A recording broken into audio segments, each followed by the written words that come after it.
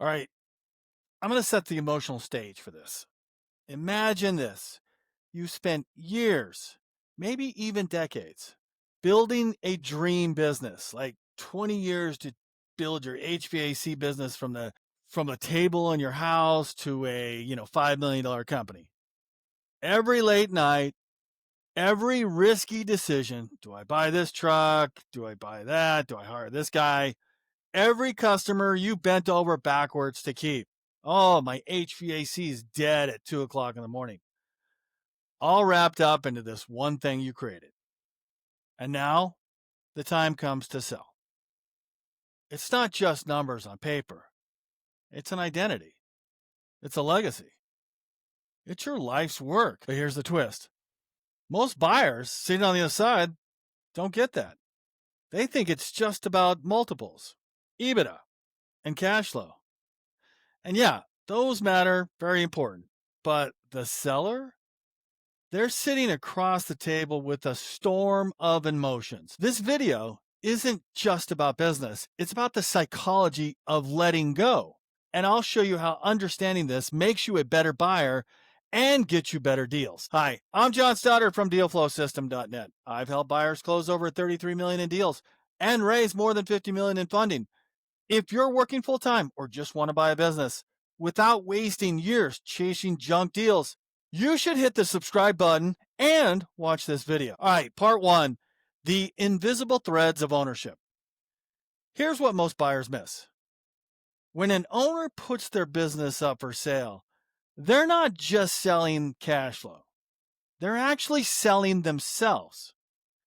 And for some, it's like selling a child. And for many, it's like their entire identity. Now think about that for a second. What is the first question people ask when you meet them? Say you're at a party, you meet somebody you've never seen before, the kids go to the same school. Hey, Tom, what do you do? If the answer's been, I own X, Y, and Z company for 30 years, like, all right, who are they when that's gone? That's why so many sellers cling too tightly. It's not greed. It's not fear. I'll never forget when I sold my first business. On paper, the numbers look great, but inside, I was questioning everything. Like, who am I if I'm not the guy running this e-commerce business? What if the next chapter doesn't measure up? That's the invisible thread between the two. And if you don't see it as a buyer, you'll miss your chance to win trust. Let me give you another angle. Warren Buffett once bought Nebraska Furniture Mart. Have you ever read about that? But what he really bought was Rose Blumkin's story. She was a 90-year-old immigrant who built an empire over a 50-year period from nothing. Buffett said, I didn't just buy a business. I bought Mrs. B. That's the psychology at play here. Part two, the grief cycle of letting go. Here's the part that shocks most buyers. Selling feels like grief. There's step one, which is denial. Hey, this thing's not ready yet. I'll hold on a little longer. There's step two, bargaining. If I just wait another year, I'll get the price I want. Even when they get a strong offer, it can still feel wrong. I saw this firsthand with a student, Sam. He found a great e-commerce business. Books were messy, but cash flow was solid. The seller had every reason to walk away with a life-changing check. But at the table, he froze. Someone whispered in his ear and said, hey, you got a good deal here. And it wasn't the offer that we had on the table. It was because letting go felt like death and he couldn't do a better deal. That's why buyers need patience. You're not negotiating against logic. You're walking someone through a grief cycle. So think about that just for a second. If you can recognize denial, the bargaining, anger, and even depression, you can help the seller land in the acceptance area. That's when deals close. Part three, ego, perfectionism, and self-doubt. Now, here's a wild contradiction. Sellers will swing between two extremes. overvaluing, and undervaluing. On one hand, ego. This company is priceless. I'd never sell it. On the other, self-doubt. Maybe it's not worth anything because they can see all the little nooks and crannies and scratches and dents. Maybe I'm a fraud. That's imposter syndrome. And it's hard. Charlie Munger used to say, the big money isn't in the buying or selling, it's in the waiting. But for sellers, waiting feels like a failure. I had a seller once told me, I don't know if I should sell. What if people think I'm giving up? What's the irony here? He built a rock-solid business and buyers were lined up. But his fear wasn't about numbers, it was about judgment. And here's the lesson for you. If you want to win a deal, you've got to stabilize the seller's emotions. You can't bulldoze the seller. You have to reassure him.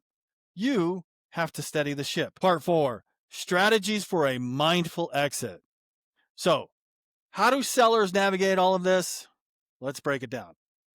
First, they have a support system.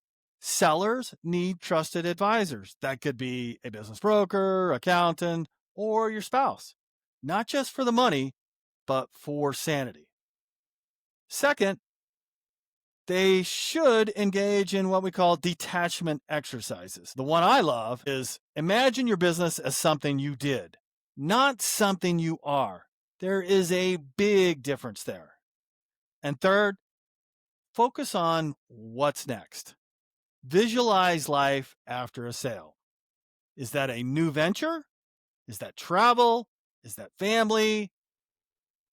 Is that time with grandkids? What is it? Make sure they're visualizing it and creating a picture in their head.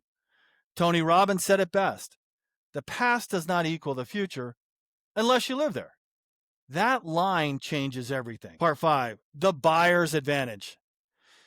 Now here's where it flips to you, the buyer.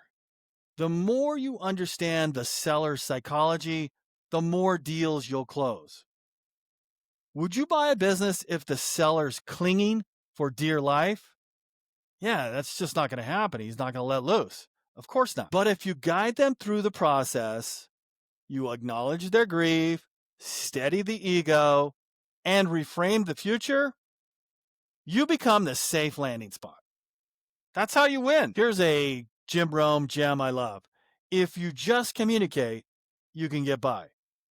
But if you communicate skillfully, you can work miracles. That's what this is here. This game you're playing trying to buy a business from somebody else. That's skillful communication. It's not pushing. It's not manipulating or bulldozing. It's just understanding. My story, it's the roller coaster. I'll never forget when I sold my own business, I second-guessed everything. I'd lie awake thinking, am I making a mistake for doing this? Then came the waiting game. Refresh my bank account, check, click, click, wondering if that wire would really hit. And when it did, I showed my wife. Her face said it all. Shock, relief, joy, vacation. A 5 years of work in one number on a screen. That's the emotional ride sellers on, and sometimes it's even more anchored. And if you're buying what they built, that's the ride you're negotiating against. So let's wrap up, bring it all home. Sellers aren't just selling numbers. They're selling their identity, the legacy, and their purpose, the reason they got up every day, even Saturdays and Sundays sometimes, for 20, 30 years. Your advantage as a buyer isn't about sharper math or better terms. It's about deeper empathy. Understand the psychology. And you'll not only close more deals, you'll close better ones. All right, if you found this useful, smash that subscribe button. And if you're serious about buying your first business, I can help. Head over to dealflowsystem.net. That's where I show you how to find, fund, and close your first deal the smart way. I'm Jon Stoddard, and I will see you on the next one.